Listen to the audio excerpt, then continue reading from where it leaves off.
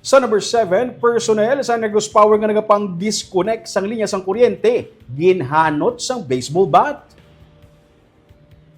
Nakaangkon sang samad sa iyang atiyan ang isa ka personnel sa Negros Power nga nagapang-disconnect sang kuryente matapos siya ginhanot sang baseball bat sang isa ka tambay sa Barangay 16 sa Bacolod City. Sunod sa kay Police Captain Efren Ligada, ang hepe sa Police Station 1, posible nga nasalaan lang ang 34 anyos nga biktima bangod na mangkot ang 23 anyos nga suspect kung nakakilala siya sa iya. Suno sa Iloy sang suspect nga sa tuanay may nakaaway ang iya bata nga personnel sang Sineco nga karon Negros Power na.